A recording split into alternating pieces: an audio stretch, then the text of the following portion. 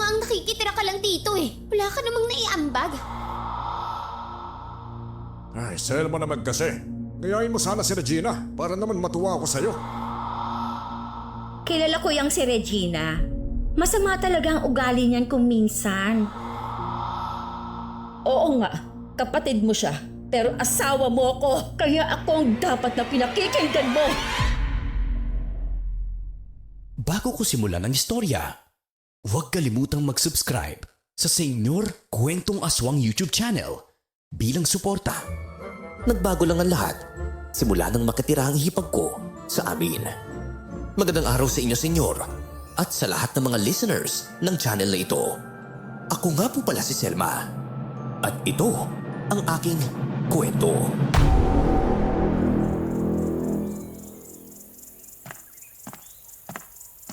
Selma, may bago na tayong buhay. Maliit lang, oo. Pero alam kong magiging komportable tayo dito kasama si Tonton. Pasensya ka na talaga, ha? Hanggang dito lang muna ang kaya ko eh. Pinangakuan pa naman kita ng magandang buhay, pero eto. Pakiramdam ko gutom lang ang dala ko sa'yo. Nahiya ako sa sarili ko. Kasi hindi ko man lang napangatawanan na pangako ko noon. Dario naman, ayos lang sa akin ito, no? Oo, hindi ako sanay sa maliit na bahay na puro kawayan.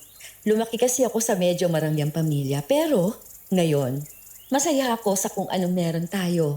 At totoo yun. Ang ganda nga po ng bahay natin tayo. Kahit walang kuryente, may aircon naman. Yung hangin na pumapasok sa siwang ng dingding. Tsaka, malaki na to ha. May 2 kwarto pa. Oo naman, anak. At ang lawak pa ng bakuran. O tulungan mo si nanay magtanim ng gulay, ha? Para may ulam tayo araw-araw. Apatay. Ito talaga ang gusto ko. Yung may matataniman. Pangarap ko to nun Dario. Kung alam mo lang. Yung mga magulang mo, papasyal ba sila dito? Sabi nila, baka bukas o sa Makalawa. Pupunta raw sila para makita kung kumusta na tayo ni Tonton. Naku, nakakaya naman sa kanila. Alam ko na may masasabi na naman yung mga yon. Hindi ka pa ba nasanay sa magulang ko? Tsaka, mas nabuti nga na may sarili tayong bahay. Kesa naman nakikitira tayo doon tapos tatawagin pa tayong pabigat. Lalo na ikaw. Masakit kaya sa akin yun. Asawa kita Pero wala akong magawa noon. Dito, kahit paano, may kalayaan tayo. Hindi tulad doon. Bawat kilos mo, may puna sila. Oo nga. Kaya kahit gawa lang sa kawayan tong bahay natin pinilit ko pa rin ipagawa. Gusto ko kasi tayo-tayo lang ang magkakasama Alam mo, sa totoo lang, naiinis na rin ako sa mga magulang mo. Hindi ko lang sila sinasagot kasi mahal na mahal kita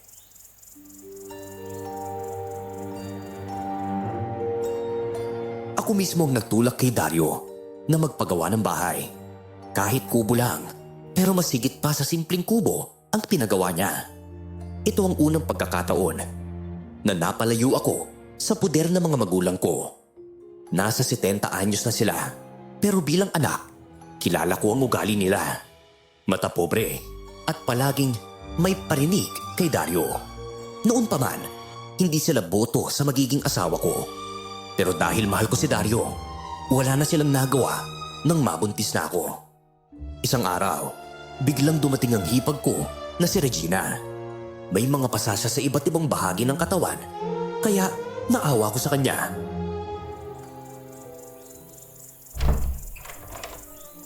Tonton, anak, kuha ka muna ng tubig. Tsaka kanina pa mukhang gutom na gutom ang tita Regina mo. Opo, Nay. Regina, ano ba nangyari sa'yo? Binugbog po ako ng nobyo ko, Ate Selma. Nagagalit siya kasi hindi ko raw siya mabigyan ng anak. Pero ayoko talaga mag-anak sa kanya Batugan siya. Wala siyang ambisyon. Kapag naman gusto niya siyang hiwalayan, itatali niya ako. Ikukulong niya ako sa inuupahan naming bahay. Grabe, kawawa ka naman. Maya-maya, narin ang kuya mo ha. Pauwi na yon galing trabaho sa kabilang baryo. Ate, pwede po ba ako makitira dito sa inyo? Kahit pansamantala lang po. Oo naman, Regina. Walang problema. Dito ka muna. Ako nang kakausap sa kuya mo mamaya pagdating niya.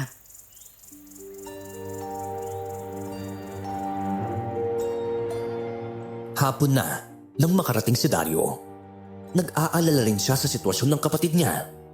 Hinayaan ko muna sila mag-usap at naghintay lang ako sa kwarto para kay Dario. Maya-maya, pumasok na rin siya. Pinalabas muna namin si Tonton para makapag-usap kami ng pribado.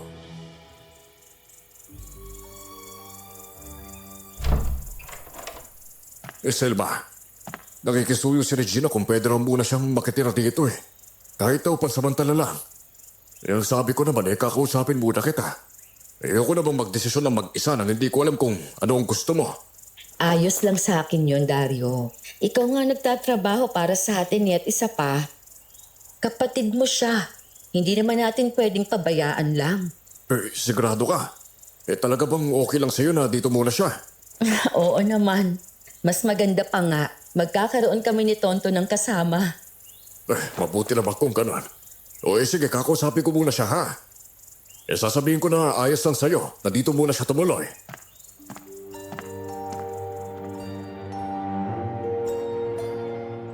Makalipas ang ilang araw na nakatira si Regina sa amin, bigla na lang nagbago ang ugali niya.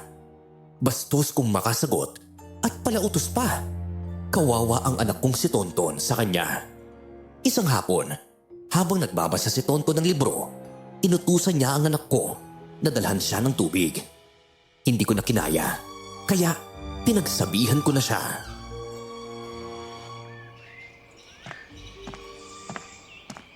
Regina, pwede namang ikaw na ang kumuha ng tubig. Alam mo namang nagbabasa si Tonton eh. Sa susunod, wag mo nang utus-utusan ng anak ko ha. At kung gusto mo kumain, kumuha ka na lang sa kaldero. May pagkain naman dyan. Aba, kung ganyan ka pala bilang nanay, baka lumaki pang tamad ng anak mo.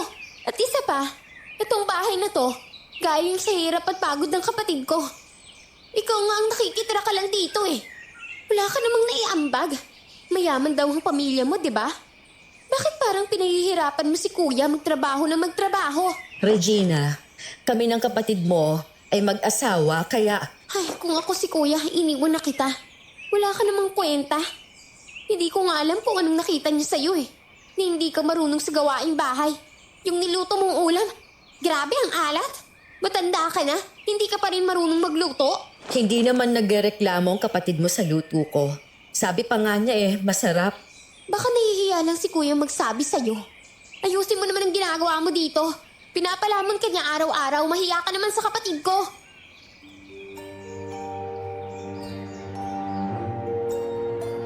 Hindi lang ako umimik at ang lahat ng pangyayaring iyon ay hindi ko na binanggit sa asawa ko.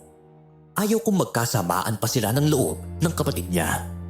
Isang hapon, Sabado iyon, kaya sweldo ni Dario. Nakita ni Regina nang ibigay ni Dario ang pera sa akin. Kaya agad niyang pinuri ang kapatid niya.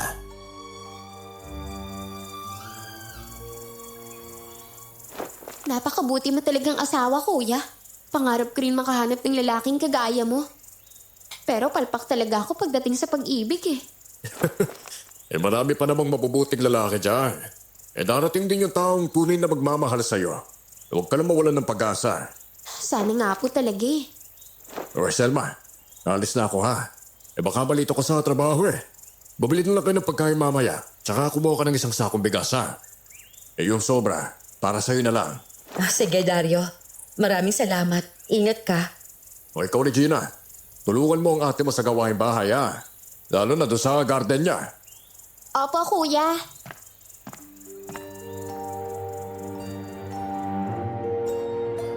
Nagmamadaling umalis si Dario sa bahay ng araw na iyon. Pagkaalis niya at nang tuluyan na siyang mawala sa paningin namin, biglang hinablot ni Regina ang pera mula sa kamay ko. Binalibag niya ito habang nakangiti.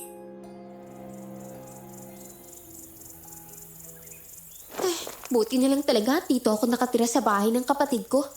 Kahit papaano, nakakatikim din ako ng pinaghihirapan niya. Ibibili natin yan ng pagkain para sa bahay. Akin na yan, Regina. Bigas lang naman ang bibilhin mo, di ba? O heto ang 2,000. Sobra pa nga yan eh. Simula ngayon, ako na ang hawak ng perang ibibigay ng kapatid ko sa'yo. Tita, ibinigay po yun ni tatay kay nanay eh. Eh ano naman ngayon? Kapatid niya ako. Kaya may karapatan akong humawak ng kinikita niya araw. At ikaw, Tonton, yung inuutos ko sa'yo na walisan mo ang kwarto ko, nagawa mo na ba? Hindi pa po. Tamad mo talagang bata ka. Regina, wag mo kinukurot ang anak ko. Ako na ang magwawali sa kwarto mo. Eh di walisan mo na. At bumalik ka na ng 1 kilong karne sa tindahan. Lutuin mo agad ah. Baka magutom pa ako eh.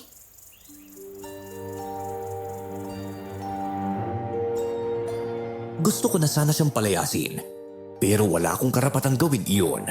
Sobrang kapal ng mukha niya. Siya na nga ang nakikitira, ako pa ang ginagawa niyang katulong.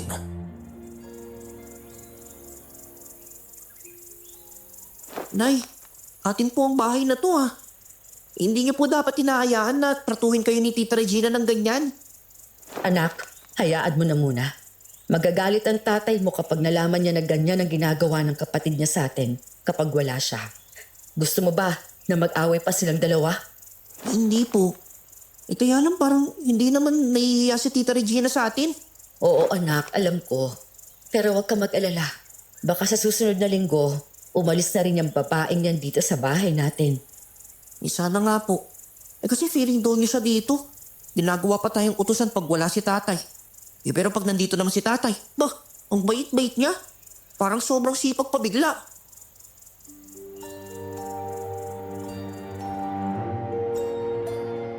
Ngumiti na lang ako sa anak ko at tinapos ang paglilinis sa kwarto ni Regina. Pagtapat ng tanghali, lumabas na ako ng bahay para mamalengke kasama si Tonton dahil inuutos ni Regina. Napansin ko ang isang babaeng kapitbahay na nakatingin sa akin.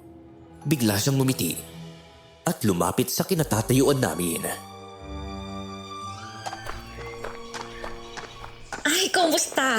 Ako nga pala si Nida. Kababata ko si Dario. Ngayon ko lang nalaman na kayo palang lumipat dito. Medyo malayo-layo rin kasi ang bahay ninyo eh. Ilang metro din. Ako naman si Selma. Nakita ko si Regina nung isang araw. Nandyan pala siya nakatira sa inyo? Naku, yung batang yon, ang daming sinabi sa akin. Kesyo tamad ka raw, kung ano-ano pa. Parang may galit sa yung kapatid ni Dario. Mawalang galang na po ha. Pero hindi po totoo yun. Hindi tamad si nanay. Si Tita Regina po kaya ang tamad. Ginagawa niya pang utusan si nanay sa bahay na kami naman ang may-ari. Tonton, anak, huwag ka magsalita ng ganyan. Totoo naman po na eh. Hindi na nga siya nahiya. Pati pera na binibigay ni tatay sa inyo, kinukuha pa niya. Ay, nako. Kilala ko yang si Regina. Masama talaga ang ugali niyan kung minsan. Pero baka naman, sa katagalan, magkaayos din kayong dalawa. Ay, sana nga. Nakakapagod kasi pakisamahan ng mga taong ganyan. O siya, baka nakakaabala na ako sa inyo. Uy, swerte mo, Selma. Mabait at masipag ang asawa mo. Si Dario, hindi nagbabago. Oo, tama po kayo riyan. Ingat po.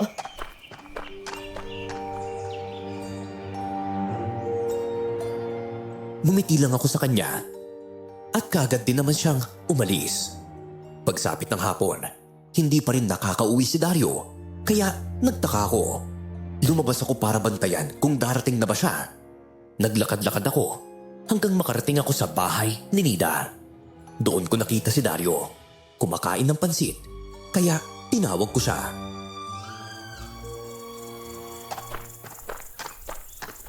Dario, halika rito. Oh, Selma, ba't ka nandito? Si Nida kasi tinawag niya akong kumain. Nagluto raw siya ng pansit. Nahiya naman akong tumanggi. Kababata ko kasi yan eh. Selma! Sinundo mo talaga si Dario? Ay, naku, pasensya ka na ha. Niyaya ko lang siyang kumain sa bahay. Okay lang naman sa'yo yun, hindi ba? Oo naman. Ayos lang sa akin. Magkababata naman kayo eh. Nida, pasensya ka na pero kailangan ko nang umalis. Nalulungkot ako eh. Ngayon ko lang nalaman na matagal na palang namatay ang asawa mo dahil sa car accident. Ay, oo. Matagal na rin. Pero buti nilang nakapagtapos ko sa kolehiyo yung nag-iisa kong anak. Ngayon, may maayos na siyang trabaho. Tara na, Dario. Umuwi na tayo. Naghihintay na si Tonton sa atin.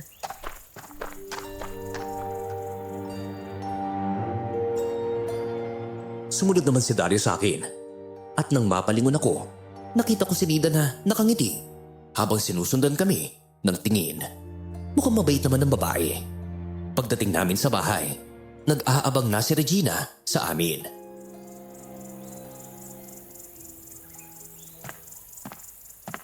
Kuya, nagsaing na po ako para hindi na po mahirapan si Ate Selma. Mabuti naman kung ganon. Sandali lang ha. Magbibihis lang ako, Selma. Oo, sige. Ikaw talagang babae ka? Hindi ka man lang makapaghintay na dumating si Kuya? Sinundo mo pa siya sa trabaho? Akala mo siguro may mga agaw sa asawa mo?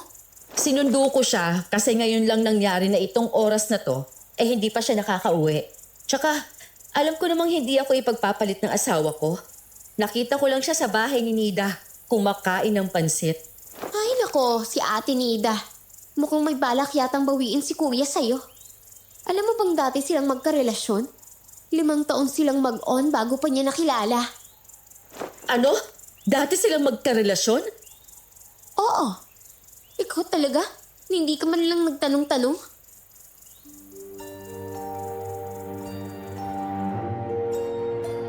Nagtataka ako kung bakit hindi binanggit ni Dario sa akin ang bagay na iyon.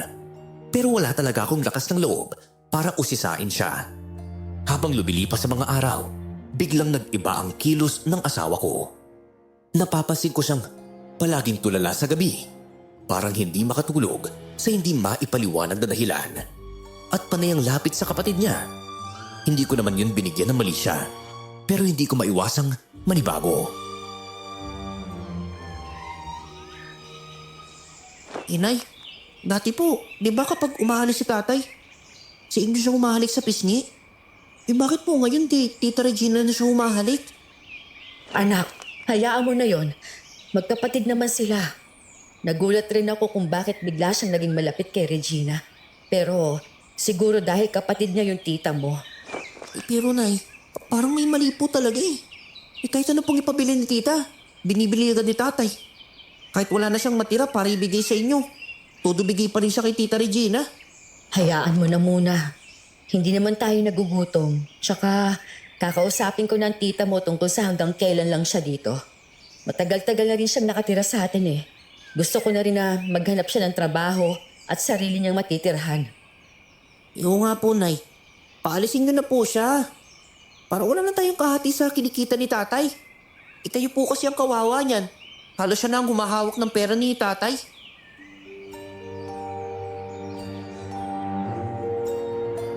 Aaminin ko, masama ang loob ko kay Dario dahil parang nakalimutan na niya ako bilang asawa niya. Pero pinili ko na lang manahimik. Ayaw kong isipin niya na nagseselos ako sa kapatid niya. Nilapitan ko si Regina na nakaupo sa harap ng mesa. Kakatapos lang niyang kumain pero nakapatong pa ang mga paa niya sa mesa at nandoon pa rin ang pinagkainan niya. Pakiligpit na lang pinagkainan ko. Tsaka pakihugas na rin. Regina, sumusobra ka na yata sa pag-uutos. Bahay ko ang tinitirhan mo, kaya mahiya ka naman. Bahay to ng kuya ko, hindi sa'yo. Asawa ako ng kuya mo. Dapat marunong kang rumespeto at lumugar. Kapag nalaman niyang ginagawa mo sa akin, baka paalisin ka niya nang wala sa oras. Ganun ba? Isusumbong mo ako? Sige nga. Paano may papaliwanag na sa akin niya binibigay ang pera niya? Siguro kasi wala siyang tiwala sa'yo bilang asawa. Hindi ko alam kung anong ginawa mo sa asawa ko. Pero kung maaari lang, umalis ka na sa bahay namin. Sinisira mong samahan namin mag-asawa. Sinisira? Bakit ko kayo sisirain? Isa pa, wala ka sa lugar para paalisin ako. Ikaw ang nagsabi na pansamantala ka lang dito. Hindi ko akalaing balak mo palang tumira dito habang buhay. Titira ako dito hanggat gusto ko. Wala kang magagawa. O ayan, linisin mo niyan ha. At huwag ka magrereklamo.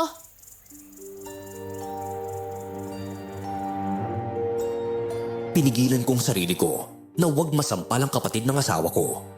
Kahit ganun pa man, pinilit ko pa rin magpakabait kay Regina. Nanatiling sikreto ang bangayan namin at kung paano niya ako tratuhin bilang asawa ng kapatid niya. Dumating pa sa punto na parang ang bilis uminit ng ulo ng asawa ko. Para siyang laging galit kapag kinakausap ko. Habang naghahapunan kami, si Regina pa ang nagsisilbi sa amin na lalo namang ikinatuwa ni Dario. Ay, mabuti na lang at may kapatid ako masipag. Ang swerte na mapapangasawa mo, Regina. Oo naman po, kuya. Niluto ko lahat yan para sa inyo. Kaya kumain na po kayo ng marami. Si Ate Selma kasi, hindi naman marunong magluto. Ganyan talaga ang ate Selma mo. Simula noon wala naman niyang alam sa gawaing bahay. Dario, totoo bang mga naririnig ko sa'yo ngayon? Nung wala pa ang kapatid mo, puro papuri ka sa ginagawa ko. Ngayon parang nasusuka ka na sa akin. Totoo naman ang sinasabi ko, Selma. Pasensya na kung nasaktan ka, pero sinasabi ko lang kung ano yung gusto ko sabihin. Nabilangukan yata ako. Regina, pakikuha naman ng tubig. Oo po, kuya. Sandali lang. Ay, Selma naman kasi. Ngayain mo sana si Regina para naman matuwa ako sa'yo. Mas nagiging masaya kaming mga lalaki kapag may masipag kaming asawang nagsisilbi sa amin. Kuya, eto na pong tubig. Selma, ano bang ginagawa mo, ha? Kita mo? Ay, nabasa tuloy ako. Paalis na ako para magtrabaho Tapos kayo, kailangan ko namang magpalit ng damit. Dario, may pulbos akong nakita sa inumin mo. Hindi ako pwede magkamali. May lumulutang talaga sa baso mo. Pulbos? O anong gusto mo sabihin? Nalalasunin ako ng kapatid ko? Yung pulbos na sinasabi mo. Yun ba ang ibig mong iparating, ha? Ate Selma naman Hindi ko magagawa yan sa kuya ko. Hallucination mo lang yung nakikita mo. Ilang araw na rin po kasing hindi mapakali si ate. Baka may pinagdadaanan siya. Kung kailangan mo ng kausap, nandito lang ako para sa'yo, ha? Ay, naku, ikaw talagang babae ka, ha? Bakit ka ba nagkakaganyan, ha? Ay, Regina, pakikuha ko ng damit sa loob, ha? Bilisan mo na.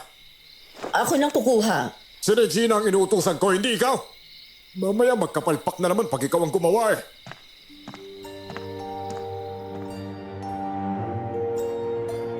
Kaagad siyang nagpalit ng damit nang ibigay ni Regina sa kanya ang bahay na iyon.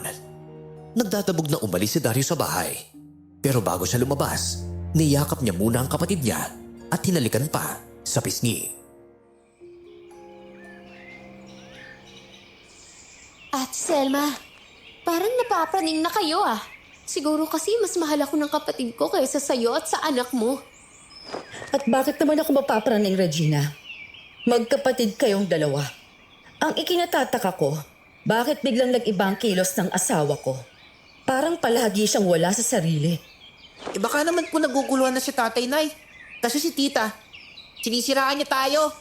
Tumigil ka nga dyan. Wala akong ginagawa. Imbis na bantayan mo ako, bantayan mo yung nanay mo. Parang nababaliw Ikaw ang nababaliw, hindi ang nanay ko.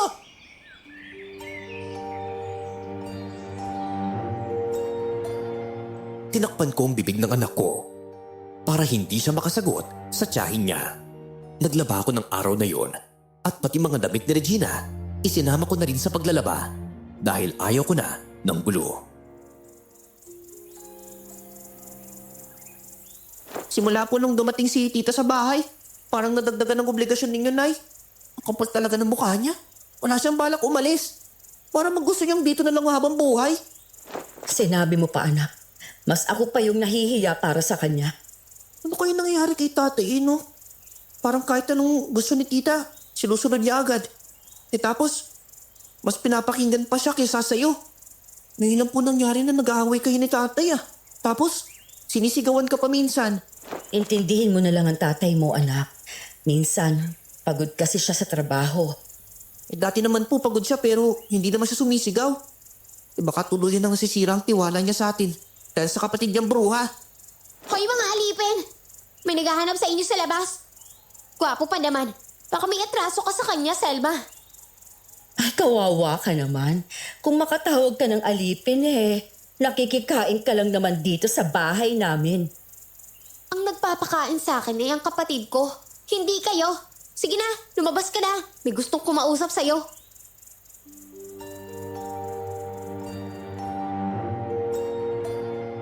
Nagtataka ako kung sino ang naroon. Kaya dali-dali kaming lumabas ni Tonton. Isang binatang lalaki ang naghihintay sa amin. Nakasuot pa ng damit na pang-construction. Sigurado kung kasama niya si Dario sa trabaho. Iho, ako raw ang hinahanap mo. May kailangan ka ba? Ako po pala si Dindo. Nandito po ako para ihatid sa inyo ang mga pinapasabi ng foreman namin. Bakit? May problema ba sa trabaho ng asawa ko? May nagawa ba siyang hindi maganda? Ay, wala naman po. Kaya lang, napapansin namin na palagi siyang tulala eh. Si Kuya Dario. Nung isang araw po, muntik na siyang mabagsakan ng 2 sako ng semento. Pero parang wala lang siyang kamalay-malay. Yung sabi po ni Foreman, kung may pinagdadaanan ng asawa po ninyo, kausapin niyo po muna sana. Huwag daw muna siyang pumasok. Baka po kasi maaksidente siya kung lagi siyang ganun. Iho, wala kaming problema ni Dario. Maayos naman kami, pero napansin ko rin yung sinasabi mo. Madalas na siyang mainitin ang ulo. Palagi pang tulala. Hindi ko na alam kung anong gagawin ko kasi kapag kinakausap ko siya, ako pang sinisigawan niya. Parang may mali nga po talaga sa kanya, Ate Selma. Dati masipag yan eh. Puro tungkol sa inyo ang kwento niya. Pero ngayon, iba-iba na ang sinasabi niya eh. Parang hindi na siya yung Kuya Dario na kilala namin.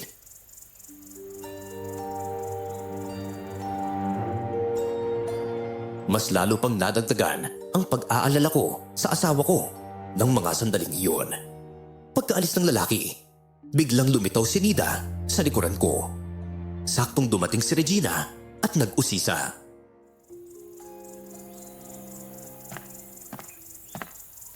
Ano raw yung sinabi ng lalaking yun sa'yo? Tungkol sa trabaho ng kuya mo, Regina. Oh, Regina, Selma, kumusta kayo dito? Alam nyo ba, kayo na raw ang pinagkukwentuhan ng mga tao. Sabi nila palagi kayong nag-aaway kapag wala si Dario. Totoo po yun, Ate Nida. Ito kasing asawa ni Kuya, nakakainis. Kahit pinagkainan, hindi man lang nililigpit. Kailangan pang utusan. Ako talaga? Ha? Ako ang gusto mo magligpit ng pinagkainan mo? Tama ba yun? Ay, hindi ako nakikialam sa gulo niyong maghipag, Pero, Regina, hindi tama na inaapakan mong asawa ni Dario, ha? Kapag nalaman to ng kuya mo, siguradong mapapalayas ka niya. Hindi niya ako palalayasin. Nasabi nga niya sa akin, gusto niya raw na iwan yung babae niya at bumalik sa piling ko. Ay, sus Mariosep, Regina! Huwag kang gumawa-gawa ng kwento! Selma, tiisin mo na lang muna, ha? Ganyan talagang ugali niyan simula pa noon. Huwag kang magpapadala sa mga sinasabi niya.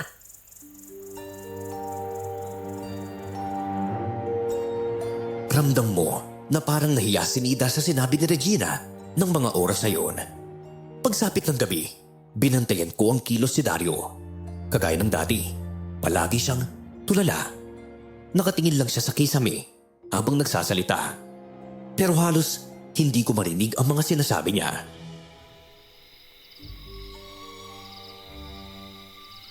Dario, bakit ka nagkakaganyan?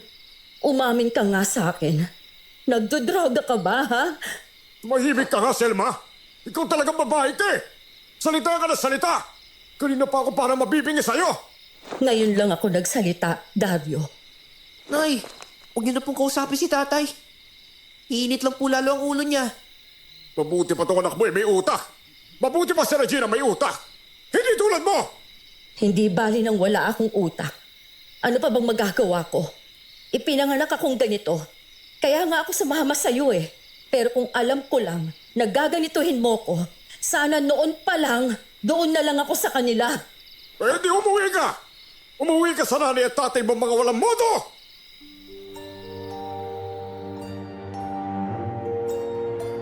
Napaatras ako nang bigla siyang sumigaw ng malakas. Kaagad siyang nahiga at tinakpan ang mga tenga niya. Nang hihiga na sana ako, nakarinig ako ng tunog ng tubig. Para bang may hinahalo na hindi ko maintindihan. Kaagad ko niyaya si Tonton para samahan ako papunta sa likod ng kwarto namin. Doon ko kasi narinig ang tunog ng tubig na parang hinahalo. Nay, ano po bang ginagawa natin dito sa likod ng kwarto? Matulog na lang kaya tayo. May narinig kasi ako, anak. Parang tunog ng tubig na hinahalo. Hindi ko may paliwanag, ewan ko. Dito galing ang ingay. Dito, sa likod ng kwarto natin. Wala naman po akong naririnig, Nay eh. At saka, Nay, sana po wag na kayong magtampo sa akin ha. Pero nung sinabi niyo na may pulbos kayong nakita sa inumin ni tatay, wala naman po talaga akong nakitang pulbos doon eh. Parang guni-guni niyo lang po yun, Nay. Hindi po ako natatakot na nagagalit si tatay araw-araw. Ang kinakatakot ko lang po, baka po kayong masiraan ng bait eh. Inay, wag niyo na pong masyadong iniisip si tatay. Hayaan niyo na siya kung nagkakaganoon siya. Mas kawawa po ako pag kayo ang nawala sa akin. Anak, hindi ako mawawala. Gagawin ko ang lahat para bumalik sa normal ang tatay mo pero hindi ko talaga alam kung bakit siya nagkakaganyan. Bakit bigla siyang nagbago? Maayos naman ang lahat noon, hindi ba? Sa tingin ko po, dahil kay Tita Regina, kaya nangyayari yung lahat ng to.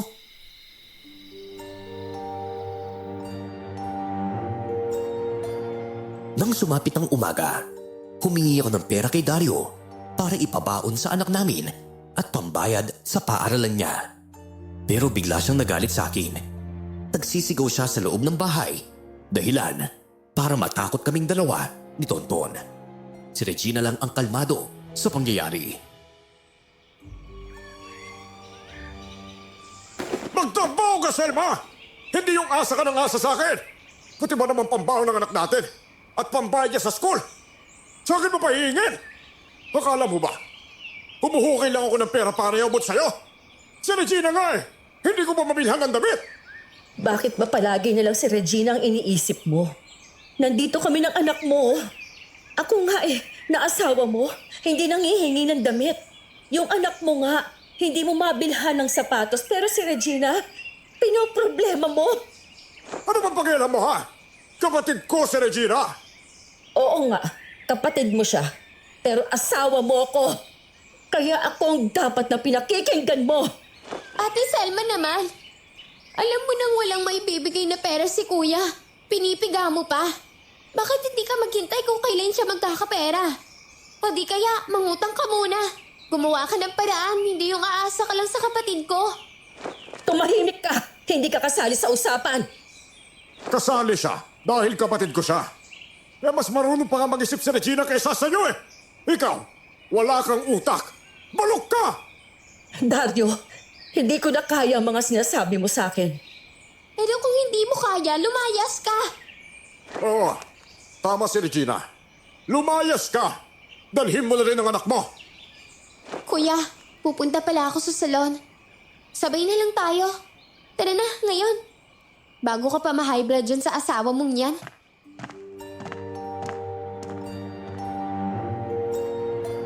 Hinila ni Regina ang asawa ko palabas ng bahay. Napabuntong hininga ako at napahilamos ng kamay ko sa muka. Niyakap ako ng anak ko, kaya kahit papano, gumaan ang pakiramdam ko. Parang hindi na po talaga yan si tatay. Oo, anak. Malayo na siya sa Dario na pinakasalan ko. Pero hayaan mo.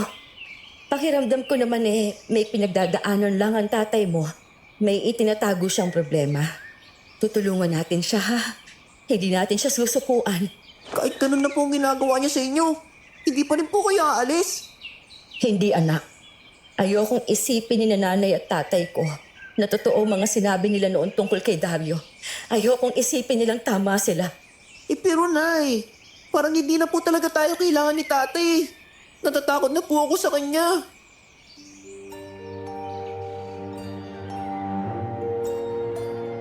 Makalipas ang ilang araw, bigla akong kinausap ni Regina tungkol sa nangyayari sa kapatid niya.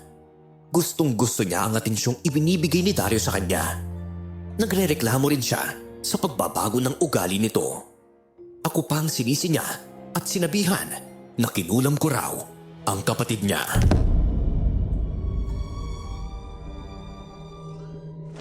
Regina, Asawa kong pinag-uusapan natin dito. Bakit ko naman kukulamin ang sarili kong asawa para lang maging mabuti sa'yo? Eh kung hindi mo siya kinulam, ano nangyayari sa kanya ha? Mabait yan si kuya. Pero hindi ganyan. Sobrang layo ng ugali niya ngayon. At alam ko, kagagawan mo yan. Kahit mag-deny ka pa. Huwag mo akong paparatangan. Ano bang tingin mo sa akin, ha?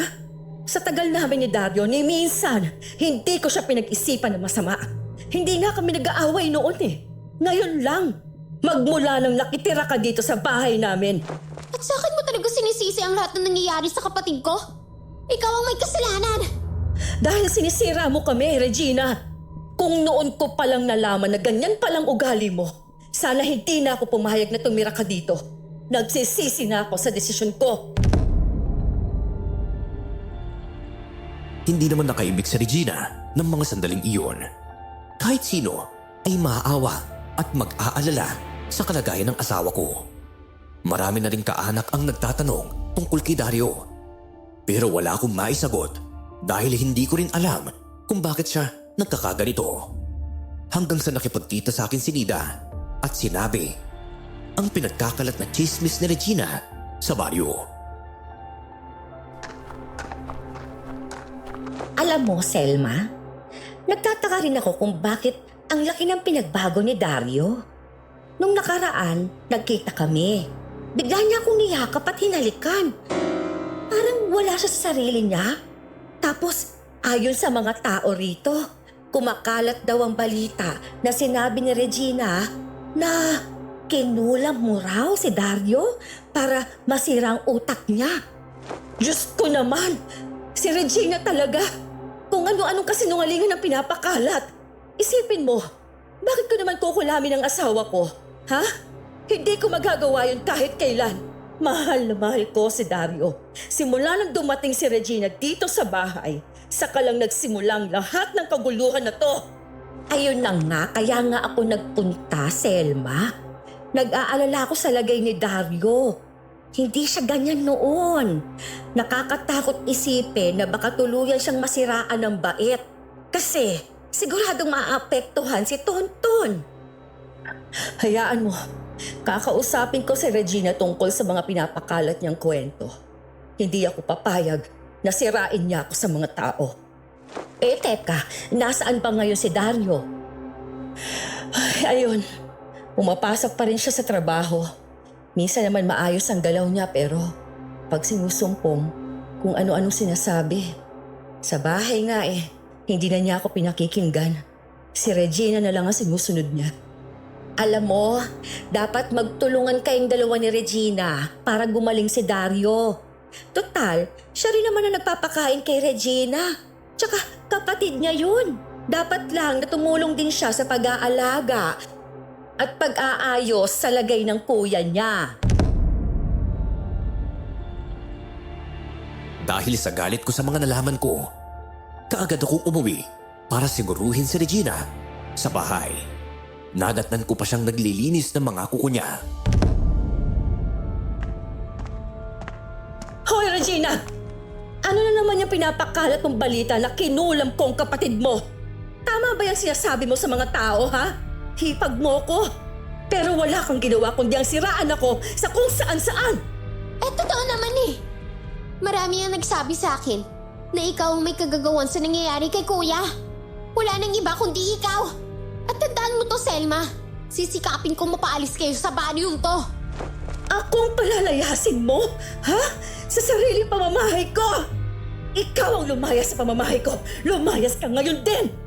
Wala kang karapatan na palayasin ako. Gusto mo akong paalisin para malaya mong gawin kung anong gusto mo sa kapatid ko, di ba? Regina, napipiko na talaga ako sa'yo. Halika rito para magtanda ka. Di ka pa rin talaga marunong magtanda, ha? Kakalbuhin kitang babae ka. Walang hiya ka. Ha? Sobrang kapal na mukha mo. Nay! Nay, bitawan niyo si tita! Huwag po, Nay! Kuya! Kuya, tulungan mo ako! Huli ko na lang napansin na nasa bahay na pala si Dario. Kaagad siyang lumapit at tinanggal ang kamay ko mula sa buhok ni Regina. Malakas niya akong itinulak kaya nabangga ako sa dingding ng bahay. Huwag mo sasakto ng kapatid ko! Hindi mo ba naiintindihan, ha? Mas mahal ko sa kesa sa inyo ng anak mo! Ito ba talaga ang gusto mo, ha? Regina? Ito ba talaga ang pinagplanuhan mo, ha? Oo! Gusto kong hiwalayan ka ng kuya ko. Hindi ko alam kung bakit siya nagkakaganyan. Pero pabor na rin.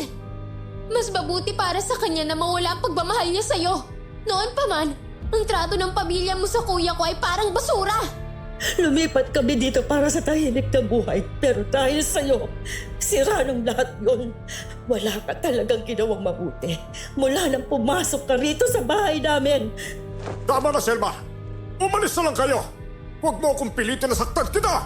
Kuya, huwag mo siyang saktan. Ako nang bahala. Gagawin ko ang lahat para mapatunayan na siya ang may kagawan sa nangyayari sa'yo. Nakinulog ka talaga ng asawa mo. Hindi nakaimik si Dario at inalalayan lang ang kapatid niya. Ang anak ko naman ang umalalay sa akin para makaupo ng maayos. Pagsapit ng gabi, narinig kong nagsisigaw si Regina sa labas ng bahay. Kaagad kaming bumangon ni Tonton para puntahan siya. May iilan ng kapitbahay ang nakakarinig pero hindi muna sila lumapit. Regina! Ano na naman yung iniiskandalo mo, ha? Hindi ka ba nahiya na naghihiyaw ka sa ganitong oras? Dapat nagpapahinga ng mga tao. Hayop ka talagang babae ka. Sinasabi ko na eh. Ikaw ang kumulam sa kuya ko. Eto, tignan mo. May nakita akong garapon dito. Ikaw lang naman ang laging lumalabas-labas dito tuwing gabi, di ba? Tingnan mo. May buhok, may dugo at may basang papel na may pangalan ni Kuya Dario. Regina, hindi ko alam yung mga pinagsasabi mo. At hindi ko alam kung bakit may ganyan dito. Huwag ka na magmaang-maangan pang babae ka. Mga kapitbahay! Tingnan nyo! Ito mismo ang prueba. Si Selma siya ang kumulam sa kapatid ko. Regina, tumigil ka. Hindi ko alam kung ano yung pinaparatang mo. Hindi akong gumagawa ng ganyan. Hindi totoo yan, Tita Regina! Hindi masama ang nanay ko! Si Tita nagsisinungaling! Maraming taong dumating para tignan ang sinasabi ni Regina na ebidensya. Napahiya ako dahil tinitignan ako ng mga mapanghusgang tao. Hindi ko alam ang gagawin, lalo na't may ilang pang nagsasabing palayasin ako para gumaling daw si Dario. Naroon din ang kasama ni Dario sa trabaho na si Tito.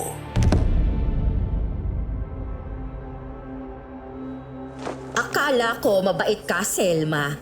Yun pala, isa kang mangkukulam? Kaya mo gustong paalisin si Regina sa bahay niyo ni Dario para walang makaalam ng sikreto mo, tama ba? Nida, hindi ako gumawa niyan kay Dario. Ano, kukulamin ko ang asawa ko tapos ako rin ang mamomroblema. Hindi ako tanga. May utak ako. Huwag ka na magmaang-maangan pa. Alam na ng lahat ang ginawa mo sa kapatid ko. Wala kang hiya, Selma! Huwag niyo nga puhusgahan ng nanay ko! Walang katotohanan yung sinasabi ninyo! Mahal ni nanay si tatay! Hindi niya gagawin yan! Si Tita Regina ang dapat sisihin ninyo! Eh siya yung palagi naninira kay nanay sa tatay ko eh! Kaya sila nag-aaway! Oo, inaamin ko. Sinisiraan ko ang nanay mo. Pero hindi naman yung dahilan para kulamin niya ang tatay mo. Traitor ang nanay mo, Tonton. Dahil sa kanya, maaaring mabaliw ang tatay mo. Anak, huwag ka maniniwala sa kanila. Alam mo, mahal ko ang tatay mo. Hindi ko magagawa yung pinaparatang nila. Hindi ko yung gagawin kahit kailan. Hindi po talaga ako naniniwala, Nay! At kayo, wala kayong karapat na pumasok dito sa bakuran namin! Irereklamo namin kayo! Gagamitin mo pa ang anak mo para matakpan ang ginawa mo, Selma. Tandaan mo to. Kapag may nangyari sa kapatid ko, papatayin talaga kitang babae ka!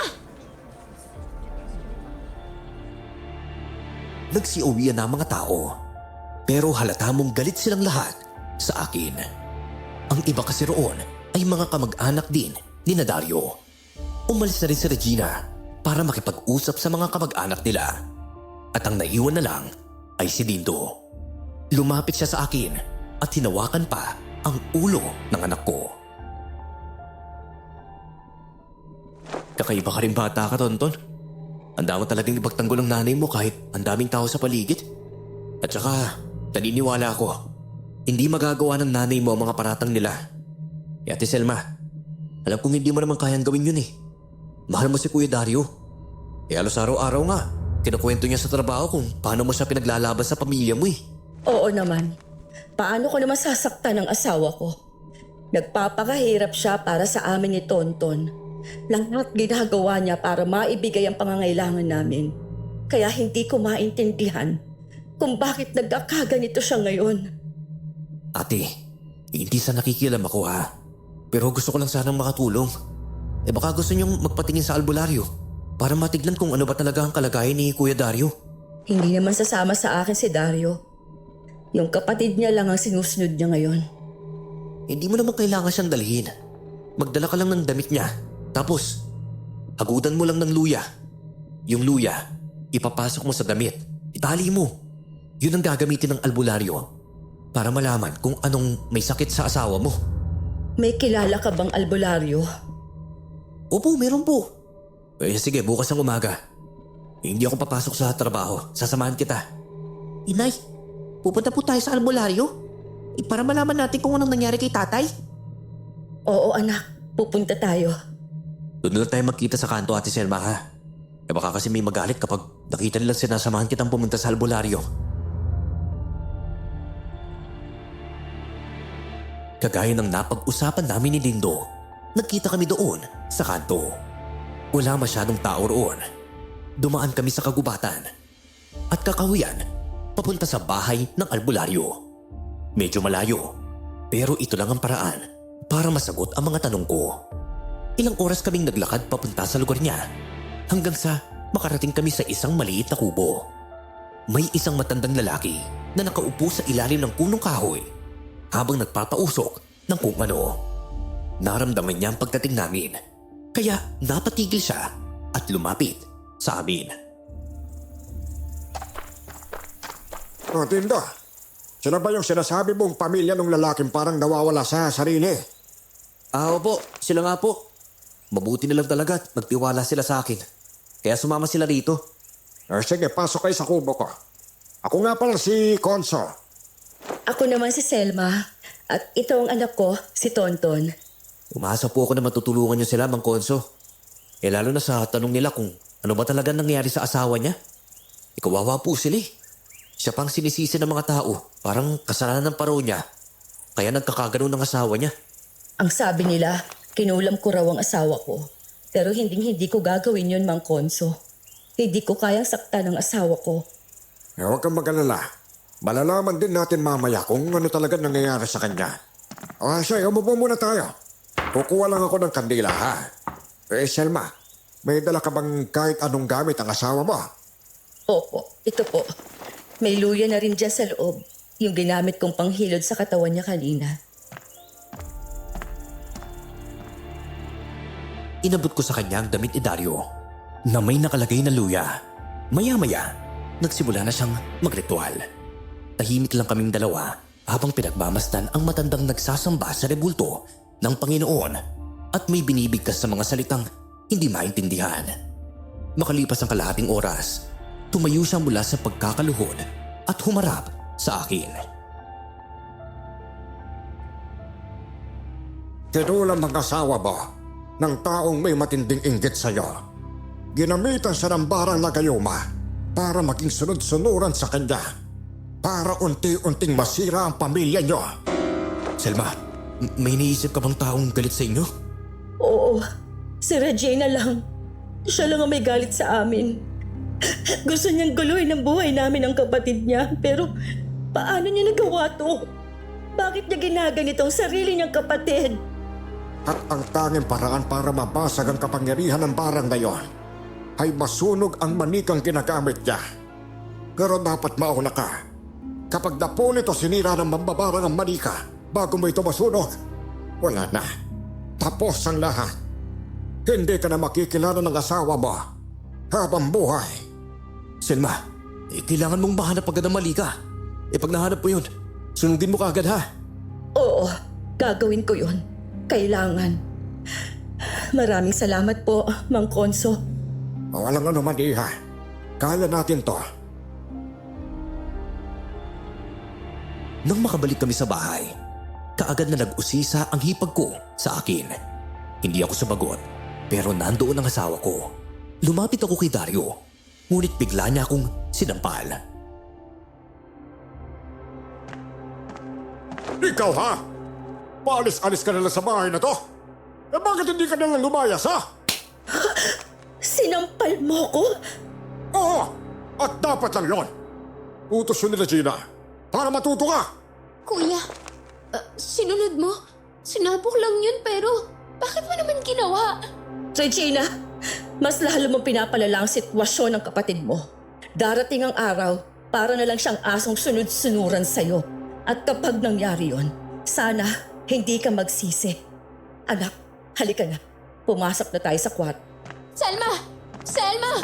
Ate Selma! May kailangan ka pa ba? Hindi ba't yan naman ang gusto mo? Ngayon nasa iyo na ang kontrol. Bakit parang hindi ka pa rin masaya? Nung una, masaya ako. Masaya ako na mas pinapaboran na ako ni Kuya kesa sa inyo. Oo, sinabi kong sampalin kanya pagdating niyo dito. Hindi ko akalaing susundin niya talaga. Nagmamaang-mangan pa kayo. Alam niyo naman kung bakit kayo sinusunod ni Kuya, di ba? Hindi ko talaga alam. Wala akong alam, Ate Selma. Ayoko na sa nangyayari sa kapatid ko. Nagsisisi na ako sa lahat ng ginawa ko.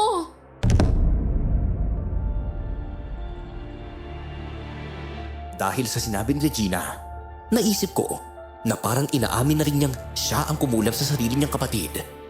Lumipas ang ilang gabi. Nakarinig na naman ako ng boses na tila nagdadasal. Dala iyon ng hangin, kaya halos mabasag ang ulo at tenga ko sa sobrang sakit.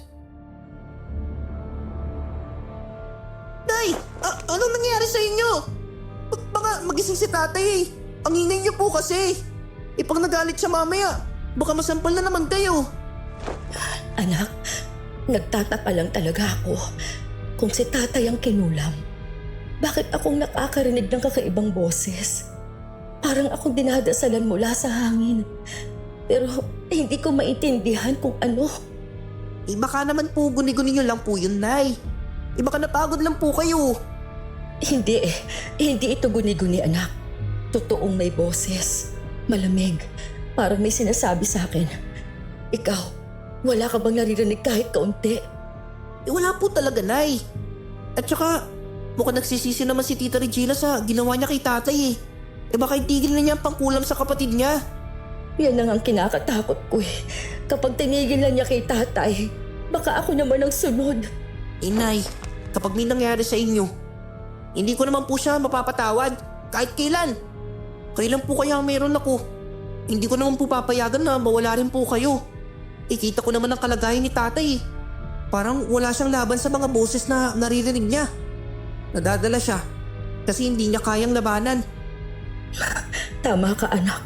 Kung lumalaban lang sana si tatay para sa atin, hindi aabot sa ganito. Pero saan ko hahanapin yung manikang sinasabi ni Mang Konso? Baka nasa kwarto po ni Tita Regina. Doon lang siguro niya may tatago yun. Pero magagalit na naman yun kapag pinasok natin ang kwarto niya. Parang siya na nga ang tunay na may-ari ng bahay na to eh. Nay, wag po kayo maingay. Biglang nagising si Dario at napatingin siya sa amin. Sobrang natakot kami ni Tonton sa kanya. Niyakap ko ang anak ko para hindi siya masaktan ni Dario kung sakaling may naiisip siyang hindi magandang gawin. Tumigil na kayo sa pagpulong-pulungan dyan. Tumingin ninyong mag-ina. Kapag nainis ako sa inyo, sa labas ko kayo papatulugin. Matutulog na kami ni Tonton Dario. Tahimik na kami. Yan na naman ang hihingay ninyo! Lumabas kayo dalawa! Labas! Sumasakit ang tayo ko sa mga boses ninyo eh! Tigilan niyo ako sa kakabulong ninyo! Hindi naman kami bumubulong sa'yo. Sinabi ko lang tama na hingay! Hindi ka ba talaga tatahimik ha? Nay, lumabas siya po tayo. Hindi naman tayong tinutukoy ni tatay na maingay eh. May iba siyang naririnig. Bilis na po, Nay, dali! Hinila ako ng anak ko palabas ng kwarto namin. Takot na takot kami na baka sundan kami ni Dario. Kaya nagtago kami sa ilalim ng mesa. Hindi kaya naririnig din ni tatay yung boses na bumubulong sa inyo? Yan din ang iniisip ko, anak. Baka may naririnig siyang ibang boses. Kaya ang akala niya tayong maingay. Mukhang hindi na naman lalabas si tatay. Huwag na tayo magtago, Nay. Masakit po ba yung sampal ni tatay? Huwag mo na akong alalahanin, ha? Nagagawa lang naman yun ng tatay mo kasi hindi maayos ang lagay niya.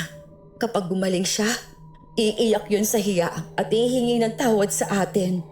Sana nga po. Sana gumaling si tatay.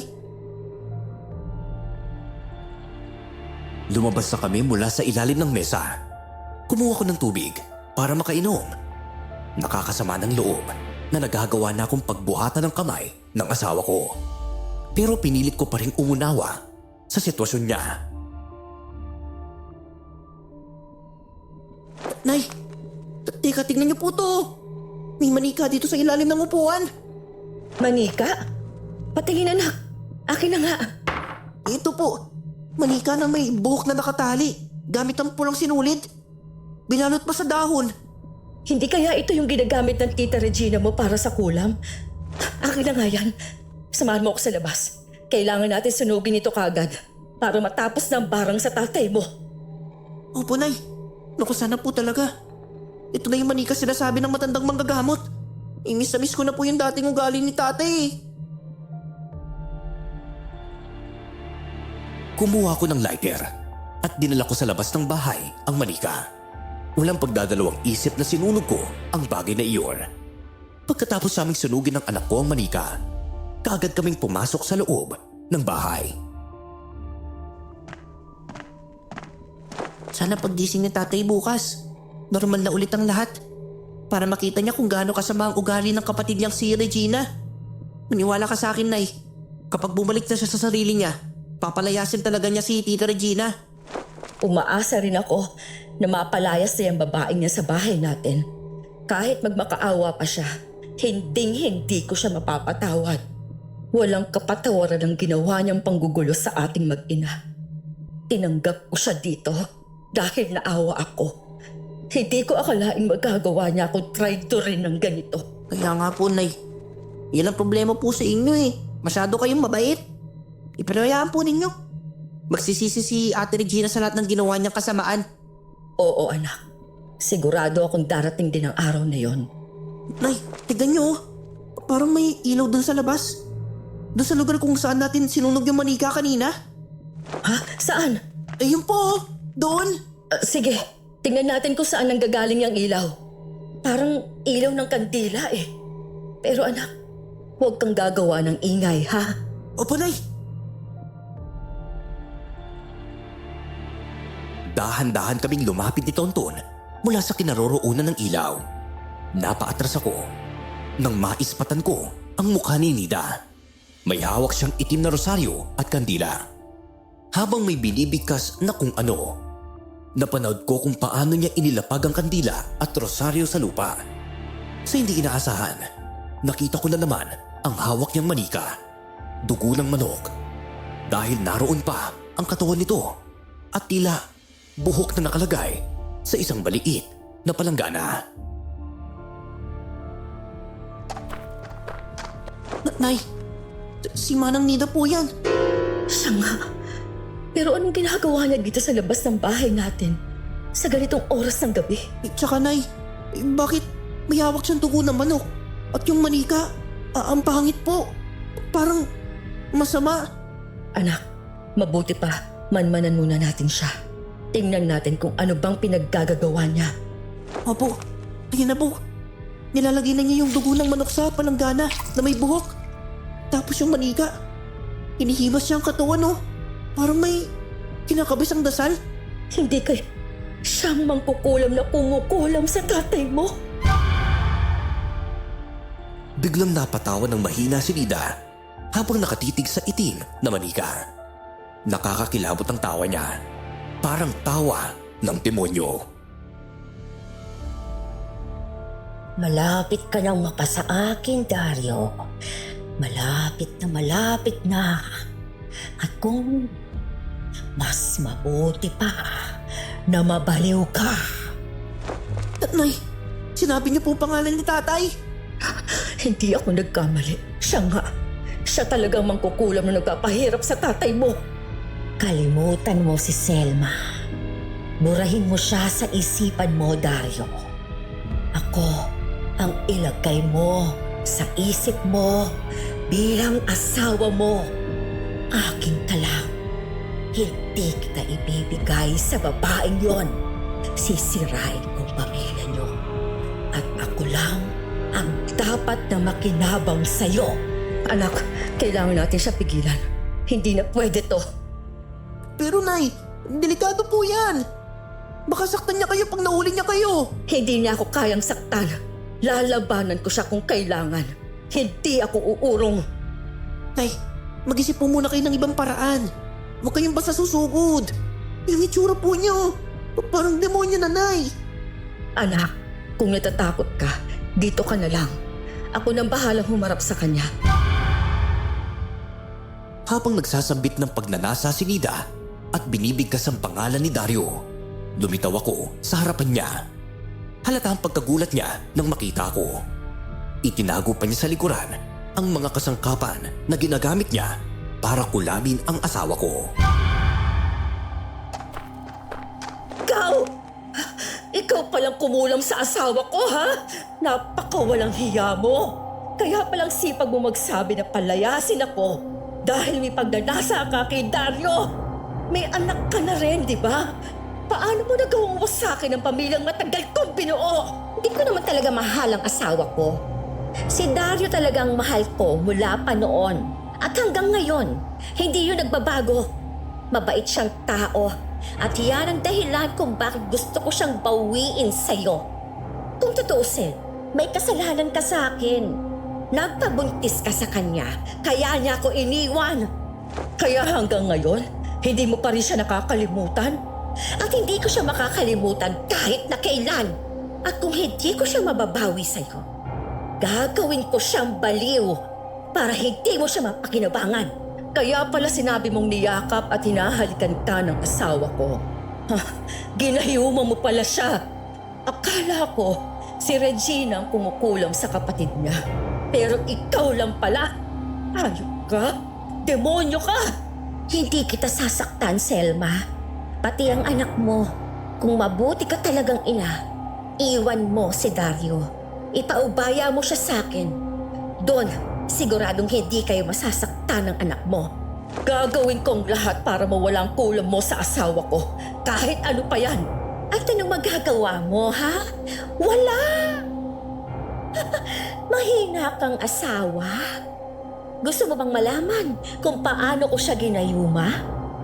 Nung kumain siya ng pansit sa bahay, yon ang pagkakataon ko. Kinuhanan ko siya ng buhok at yon ang ginagamit ko laban sa inyo. Napagsamantalahan ng asawa ko, kaya nagtagumpay si Nida na barangin at gayumahin si Dario. Gusto ko na sana siyang sabunutan, pero hinawakan ni Tonton ang sidsid ng damit ko. Ayaw kong madamay ang anak ko sa mga pangyayari. Nay, hayaan niyo na po siya. Huwag na po kayo makipagsagutan. Wala ka talagang awa, Nida.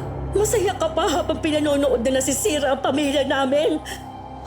Matagal kong hinintay ito na bumalik si Dario at mabawi ko siya. Inagaw mo lang naman siya sa akin noon, kaya wala kang karapatang magalit kung gusto ko siyang bawiin. Nida, mabuting tao si Dario. Dapat tinanggap mo na lang na may pamilya na siya, na masaya kami. Tignan mo, may anak ako. Wala ka bang kahit kaunting awa para sa anak ko, ha? At bakit naman ako maaawa sa anak mo? Tama nga po, Nay. Ang mga mangkukulam, wala talaga silang awa. Kaya kung napapanood ko sa TV, pumapatay sila ng tao eh. Kagaya niya. Pwede ba? Patahimikin mo nga yung anak mo, Selma. Walang modo. Halatang hindi mo tinuturuan ng maayos. Kayo nga po matanda na eh. Wala kayong magandang asal. Ako pa kaya? Naalala ko ang manikang sinunog namin, kaya nagkaroon ako ng kuryosidad kung kanino talaga iyon. Naniniwala kong hindi yun kay Regina, kundi kay Nida. Kung ikaw talagang tunay na mangkukulam, bakit nagkaroon ng manika sa loob ng bahay namin? Ako ang may gawa nun. Palihim akong pinapapasok ni Regina dahil sa galit niya sa'yo at sa sama ng ugali niya. Naging perpektong kasangkapan siya para baluktutin ko ang sitwasyon. Ginamit mo pa talaga ang kapatid ni Dario. Oo, at yan din naman ang gusto niya. Ang mawala ka sa buhay ng kapatid niya. Naiinggit kasi siya sa'yo dahil ikaw nagkaroon ng mabuting asawa. At siya, minalas sa nobyo. Ibig po sabihin, alam ni Tita Regina na kinukulam niyo si tatay? Wala siyang alam sa kulam. Pero may kasunduan kami. At yun ay ang paalisin kayo sa poder ni Dario. Hindi lang akong gusto mawala kayo, pati ang hipag mo. Manguwalang hiya talaga kayo! Tandaan mo to, Selma. Para maging ligtas kayo ng anak mo, umalis ka na lang. Kapag may ginawa ka para hadlangan akong makuha si Dario ng buo, kayo mismo ng anak mong susunod kong kukulamin. Natakot ako ng mga sandaling iyon. Umalis si Nida na parang walang nangyari. Napayakap ako sa anak ko at hinila ko siya papasok sa loob ng bahay. Nakasalubong namin si Regina at puno ng pagtataka ang mukha niya. Saan naman kayo galing mag-ina? Ikaw may kasalanan kung bakit nakapasok ang demonyo sa bahay na to! Dahil sa'yo, kaya kinulam ang kuya mo! Sinampal mo akong lintik ka! Humanda ka sa akin! Sige! Ano? Lalaban ka, ha? Pagod na ako maging mabait sa'yo, Regina, ha? Walang loko!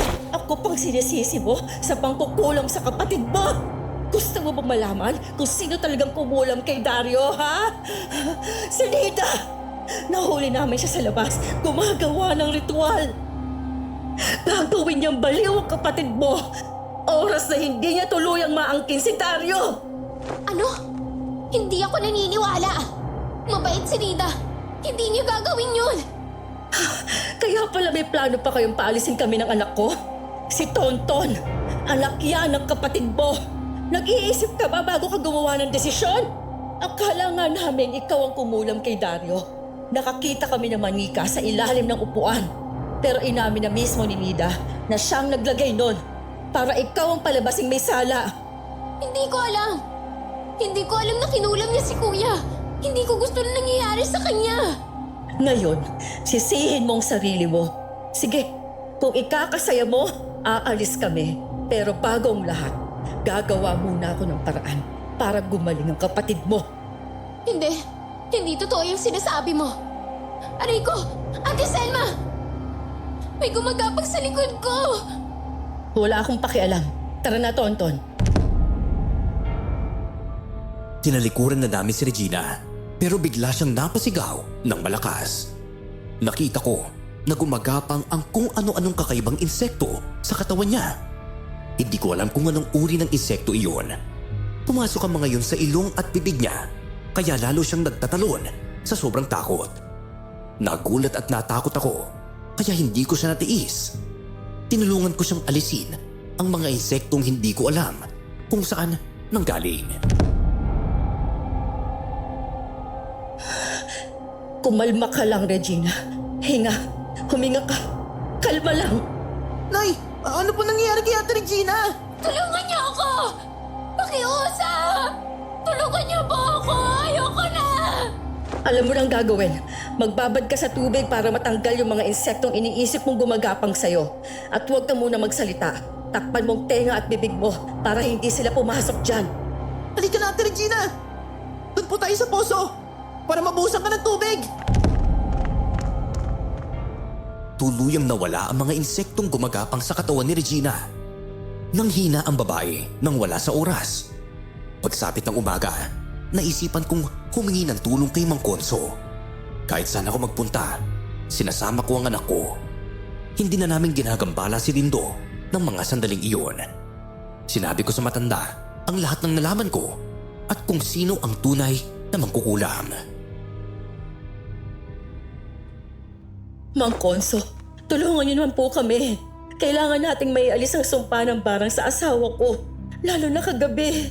Narinig ko mismo kung paano siya inaangkin ng babaeng yun. Hindi na ako mapalagay, Mang Konso. Teka, nakita mo bang mismong ginagawa niya ang pangkukulam? Dapat sana kinuha mo ang manikang gamit niya at sinunog mo. Natakot po ako. Kasama kong anak ko kagabi. Baka saktan niya si Tonton. May pagbabanta na siya sa amin. At pakiramdam ko, malapit na niya talaga makuha ang asawa ko. Ang alam ko, kapag hindi niya tuluyang makuha ang asawa mo, may maaaring maging kapalit na buhay. Buhay? Oo, at ang buhay na yon ay ang sa kapatid ni Dario, si Regina. Kung ganon, senyales na pala yung nangyari kagabi. Ano bang nangyari ha? Biglang naglitawan yung mga insekto sa katawan ng hipag ko. Akala ko talaga mamamatay na siya eh. Mabuti na lang, nawala lang nang binabad namin siya sa tubig. Naku po, kung ganun malapit nang mangyari ang gusto ng mangkukula. Hindi na tayo pwede maghintay. Pipigilan natin siya, ngayon din. Selma, matagal ko nang pinangako sa sarili ko na hindi na ako lalabas sa mangkukula. Galing din kasi ako sa pamilyang mangkukula pero pinili kong gumamit ng kakayahan para manggamot at hindi manakit. Mang Konso, alis na po tayo ngayon, di ba? Pumunta na po tayo sa bahay ni Manang Nida. Gusto ko po may ligtas si tate. Oo, sige iho. Alis tayo ngayon din. Kukunin ko lang yung mga anting-anting ko. Nagmamadali naman ang matanda na kunin ang mga mahalagang gamit niya na maaaring gamitin para kontrahin ang pangkukulam ni Nida. Pagkatapos, kaagad kaming umalis sa kubo niya. Minsan talaga, mas mabuti pang piliin kung kanino ibibigay ang kakaibang kakayahan. At kasi may mga tao, pag nagkaroon sila ng kapangyarihan, ginagamit nila para manakit at hindi para tumulong. Tama po kayo, Mang Konso. Nakiusap pa ako sa kanya kagabi, pero wala siyang balak tumigil sa pangungulam sa asawa ko. At si Regina, kaya pala siya nakaramdam ng kung ano-ano at sinapian ng mga insekto. Dahil isa rin pala siyang puntirya ng mangkukulam. Ang mga taong hindi makontento sa buhay nila, sila yung madaling matulak para manira ng iba. Kapag pulo ng inggit at galit ang puso mahirap nang bumalik sa tama. Ang gusto ko lang po talaga, mawala ang bisa ng barang na gayuma sa asawa ko. Gusto kong bumalik siya sa dati, sa amin. Mang Konso, gawin niyo pong lahat para mawala ang epekto ng barang kay tatay sinasaktan niya na po si nanay Hindi na po namin kaya. Makalipas ang halos 1 oras ng paglalakad, nakarating na kami sa labas ng bahay ni Nida. Napatigil ang matanda at mahigpit niyang hinawakan ng kanyang anting-anting. Teka, may kakaibang lakas na nanggagaling sa loob ng bahay na yan. Tara na, pasukin natin bago mahuli ang lahat. Sige po, Mang Konso. Nay, hindi po kaya mas mabuti kung si Mang Konso na lang ang humarap kay Manang Nida? Hindi natin pwedeng pabayaan si Mang Konso. At isa pa, gusto kong makita mismo kung paanong matatalo si Nida. Bilisan ninyo! Hindi ba tapos ang ritual? Ayan! Siya! Mang Konso! Siya ang mangkukulam! Ay, kababae ka! Nagdala ka pa talaga namang gagamot! Ikaw, matanda! Lumayas ka dito! May kasunduan ang angkan mo at ang angkan ko! Hindi tayo dapat na magpakialaman! Tama na yung kaibangan mo, Nida! Sobra ka na! Bakit mo gustong sirain ang pamilya nila, ha? Nung unang lumapit pa lang sila sa akin, alam ko na, ikaw ang may gawa. Aba ikaw lang ang may kakayahang gumamit ng barang na gayuma. Babawiin ko lang si Dario sa kanya! Selma, pagsisisihan mo na hindi ka nakikinig sa akin! Kayo ng anak mo ang isusunod kong babarangin para tuluyan na mabaliw si Dario! At si Regina, pagpatayin ko, ipakakain ko sa mga alaga kong insekto! Buong pamilya pala ang gusto mong patayin. Kapag hindi ka tumigil, Gagamitan kita ng pangotrang ritual. Abay, alam mong kaya kong alisin ang kakayahan mong mangkulam, Nida. Kaya wag mo akong pilitin na gawin yon. Susuwayin mong kasunduan ng angkan natin. Ganun na nga. Alang-alang sa pamilya na to. Maawa ka naman sa batang gusto mong ipagkait sa ama. Lumaki ang anak mo ng walang tatay. Kaya dapat, alam mo kung gaano kasakit yon para sa batang tulad ni Tonton at sa nanay niya si Selma. Ngunit mukhang ayaw magpatinag ni Nida. Kinuha niya ang manika para punitin iyon. Biglang pumikit si Mang Konso habang mahigpit na hawak ang kanyang anting-anting. Napatigil si Nida at nanginginig ang kamay. Hindi niya magawang galawin ang katawan o punitin ang manika. Kung nakinig ka lang, Nida, hindi aabot sa ganito. Alam ko, hindi ito ang una. At hindi rin ito ang huli mong sisira ng buhay ng ibang tao. Kaya ngayong gabi, tatanggalan na kita ng kakayahang mangkula! Hindi, huwag mong gawin yan. Wala kang karapatang... Wala ka nang magagawa! Selma, kunin mo ang manika sa kamay niya. Pati lahat ng gamit niya. Mga sangkap, ano man ang gamit niya? Ilabas mo lahat yan sa bakuran at sunugin mo! Sige po, Mang Konso, masusunod. Anak, dito ka lang ha. Ako nang lalapit kay Nida. Huwag mo ito gagawin sa akin, hayop ka, Mang Konso!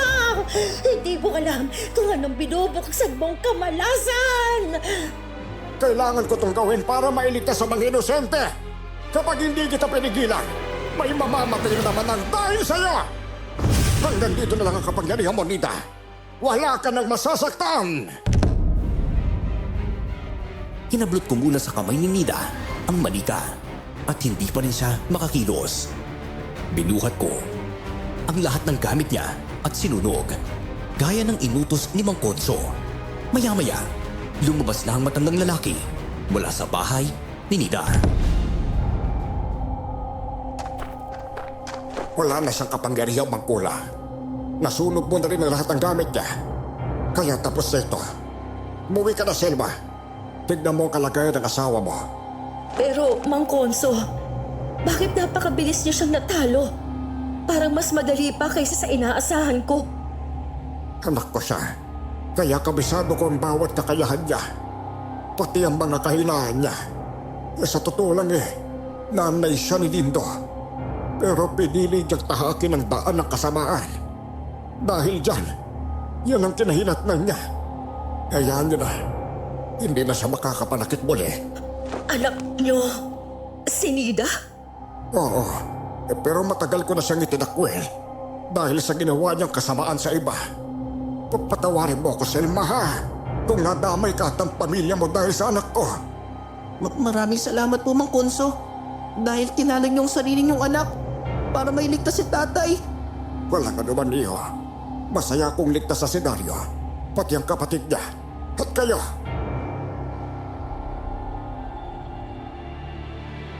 Tumakbo kami pabalik sa bahay ng mga oras na yon.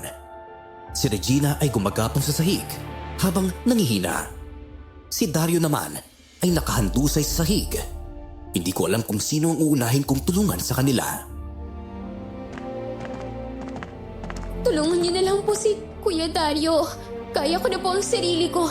Mabuti na lang, hindi ako nalapitan ng mga insekto. Pagkaalis nila, nawala naman siya ng malay. Natalo na si Nida. Wala na siyang kakayahang mangulam. Kaya ka dinapuan ng mga insekto. Dahil kapag hindi niya nakuha ang kapatid mo, ikaw ang kapalit na buhay. Nay, parang nagigising na po si tatay. Dario, gumising ka. Nandito kami ng anak mo. Selma, anong nangyayari? Nakikilala mo na ba ako? May magagawa ko bang kalimutan ang asawa kong mahal? Siyempre naman hindi. Selma, ipaganda mo naman ako ng pagkain. Medyo nagugutom ako Sige, sandali lang ha. Sobrang saya ko dahil unti-unti nang bumabalik ang alaala ng asawa ko. Pagkalipas ng ilang araw, nang medyo naging maayos na siya, doon ko na sinabi sa kanya ang tunay na ugali ni Regina. Wala akong balak patawarin si Regina dahil wala rin naman siyang balak na humingi ng tawad. Teka, matagal na bang ginagawa ni Regina yung mga kalokohan na yan sa'yo? Bakit hindi mo naman agad sinabi sa akin? Nung una, hindi ko sinabi kasi ayokong mag-away kayo. Pero bigla kang nakulam. Kaya sa kanya ka nakikinig. Dario, gusto ko talagang tulungan ng kapatid mo. Naawa ako sa kanya. Pero sobra na siya. Ang sabi niya, makikitira lang pero habang tumatagal, gusto na niyang angkinin ang bahay. Gusto niyang paalisin kami ni Tonton at ginagawa niya pa kaming parang utusan niya. Walang kapatawaran ng ginawa niya sa'yo, Selma. Hayaan mo. Kakausapin ko sa mamaya, ha? Hindi paninira ang lahat ng sinabi ko tungkol sa kapatid mo, Dario. Pero kung hindi mo siya pinaalis, kami ni Tonton ang aalis. Kung alam mo lang ang ginawa niya sa amin at maging sa'yo. Hindi mo kailangang umalis. Kayo ang pamilya ko. Aba, hindi ko naman nahayaan na mawala kayo. Tapos, sinasaktan niyo po nga po si nanay dahil sa babaeng yun eh. Inutusan pa po kayo na sampalin siya. Kunwari daw, gusto niya lang malaman na susunod daw kayo. Hindi ko... Teka, hindi ko akalain magagawa ng kapatid ko yun. Hindi ko akalain na ganito siya mabagsak. Sandali lang, ha? Kakausapin ko siya. Sasama na ako, Dario.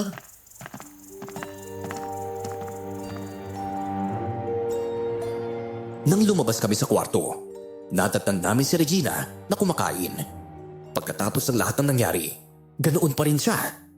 Nakataas na naman ang mga paa niya sa mesa na para bang siya ang nagmamay-ari ng bahay namin. Kuya, pinaghanda na kita ng pagkain. Yung asawa mo talaga, hindi mo maaasahan. Bakit mo binabastos ang asawa ko habang wala ako, ha? At totoo ba? Pinagplanuhan niya ni Nida kung paano palisin ang asawa at anak ko. Sa akin ka dapat maniwala, kuya. Kapatid mo ako. Yung asawa mo, napakatamad. At mabuti na lang talaga at gumaling ka. Kasi nung nagwawala ka sa sarili mo, panay ang alis niya. Ewan ko kung saan nagpupunta. Baka nga may ibang lalaki na siya eh. Huwag mo nga pinagsasalitaan ng ganyan ng asawa ko. Kilala ko siya. At ikaw, ang kapal naman na mukha mo. Kahit magkapatid lang tayo sa ama, tinanggap kita dito sa bahay ko. Pinatuloy kita. At ito ang igaganti mo. Traitor ka! Kasing kapal na mukha mo ang nanay mo! Kuya naman eh. Lumayas ka. Lumayas ka sa pamamahay ko, Regina. Kayo din! Saan naman po ako pupunta? Wala akong pakialam. Basta umalis ka na. Hindi ko hahayaang sirain mo ang pamilya ko.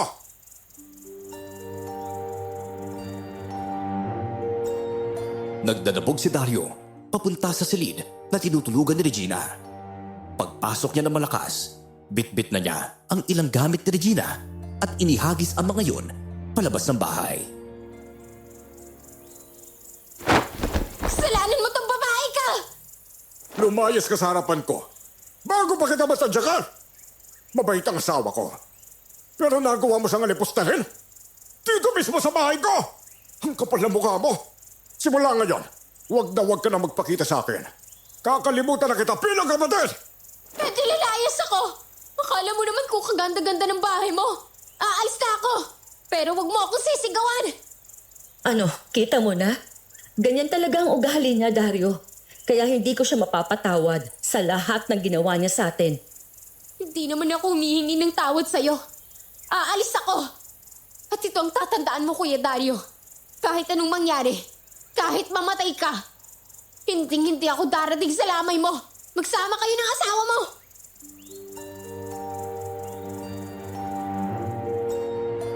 Niyakap ko na lang ang asawa ko nang makaalis na si Regina. Sadyang wala talaga siyang utang na loob.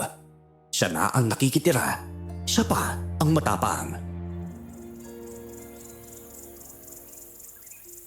Dario, pasensya ka na talaga ha.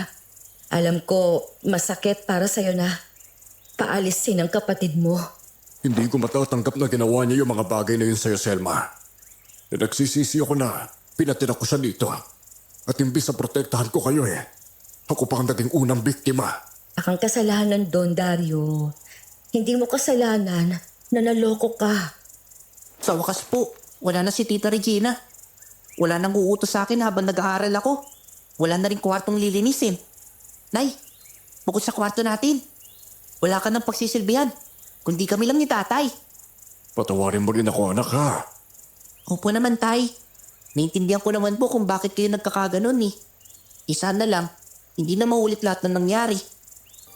Selma, ito nga pala yung sahod ko sa loob ng 1 linggo. May sobra pa yan, ha? Ibili mo ng damit at tsinelas mo. At si Tonton naman, sinasama mo sa tindahan para makapili siya ng gusto niya, ha? Bilan mo rin siya ng bagong sapatos.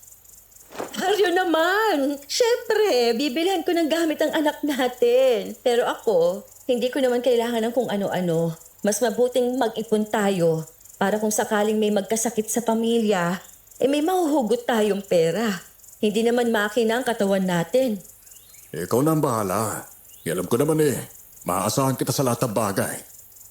Dario, kumusta ka na ba? Hindi ka na ba malungkot na pinaalis natin ang kapatid mo? Hindi naman. Ba't naman ako malulungkot? Abay kamunti ka na nga akong mawala sa inyo na dahil sa kanya. Masaya ako ngayon. At babawi ako sa'yo. At sa anak natin. Ito nga pala. May bulaklak ako para sa'yo. Mura lang yan. Pero puno yan ng pagmamahal. Salamat, Dario. Ikaw talaga. Kung ano ka noon, dala mo pa rin hanggang ngayon.